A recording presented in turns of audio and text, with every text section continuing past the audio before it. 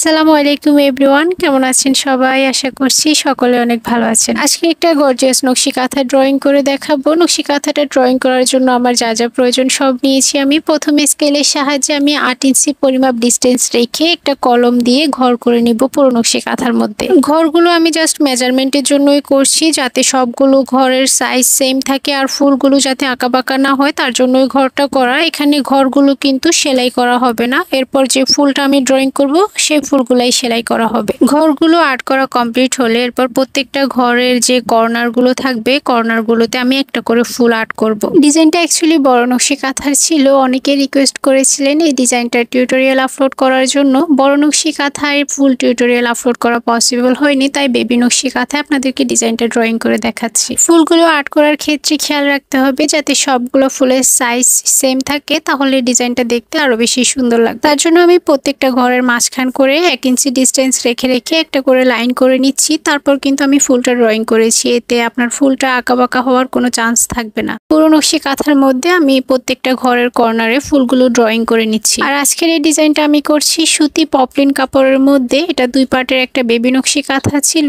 দেখতে পাচ্ছেন আমার সম্পূর্ণ নকশি কাঁথার মধ্যে ফুলগুলো ড্রয়িং করা শেষ। এখন আমি ফুলের মাঝে যে খালি জায়গাটা থাকবে এখানে আমি লতা আর্ট করে দিব। আর লতাটা আমি কিভাবে আর্ট করছি আপনারা একটু লক্ষ্য করবেন। দুটো ফুলের মিডলে যে খালি জায়গাটা থাকবে এই জায়গাটাতে আমি 2 সাইড থেকে লতা আর্ট করছি। পুরো নকশি কাঁথার মধ্যে কিন্তু সেম প্রসেসে লতাগুলো আর্ট করতে হবে। নকশি কাঁথা সেলাইয়ের ক্ষেত্রে আমরা লাচি সুতা ইউজ করে থাকি। হোয়াইট কালার কাপড়ে আপনারা রেড এন্ড গ্রিন কালার সুতা ইউজ করতে পারেন, এছাড়াও চাইলে মাল্টি কালার সুতা ইউজ করতে পারেন। ডিজাইনটা দেখতে কঠিন মনে হলেও এটা ড্রয়িং করা কিন্তু খুব একটা কঠিন না। আপনারা ভিডিওটা ভালোভাবে লক্ষ্য করলে নিজেরাও বাসায় সেম ডিজাইনটা ড্রয়িং করতে পারবেন। আবার আপনারা চাইলে কিন্তু আমাদের থেকে এমন ড্রয়িং করা নকশি কাঁথাগুলো অর্ডার করে নিতে পারবেন। আমরা ড্রয়িং করা এবং সেলাই সহ কমপ্লিট করা নকশি কাঁথা সেল করে থাকি। হোয়াইট কালার কাপড়ে আমি ব্ল্যাক সাইন পেন দিয়ে আর্ট করি।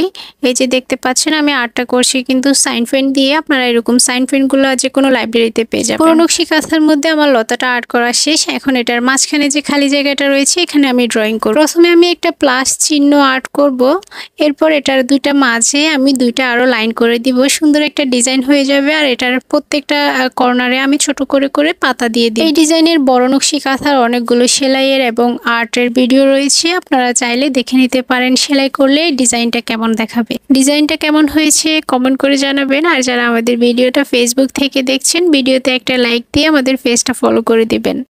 আর যারা আমাদের ভিডিওগুলো ইউটিউব চ্যানেল থেকে দেখেন ভিডিওতে লাইক দিয়ে চ্যানেলটা সাবস্ক্রাইব করে দিবেন আর পাশে থাকা বেল আইকনটা অন করে দিবেন যাতে সবসময় আমার নকশি কাঁথার টিউটোরিয়াল দেখতে পান। ইউটিউবের সবগুলো ভিডিওর স্ক্রিনে আমাদের হোয়াটসঅ্যাপ নাম্বার দেওয়া থাকে, আপনারা হোয়াটসঅ্যাপে যোগাযোগ করে নকশি কাঁথা অর্ডার করতে পারবেন। ডিজাইনটা আমার কমপ্লিট হয়ে গিয়েছে, এখন আপনাদেরকে সম্পূর্ণ নকশি কাঁথার ডিজাইনটাই দেখিয়ে দিচ্ছি। আজকের ভিডিওটা ছিল এই পর্যন্তই। সবাই ভালো থাকবেন, সুস্থ থাকবেন। আল্লাহ হাফেজ।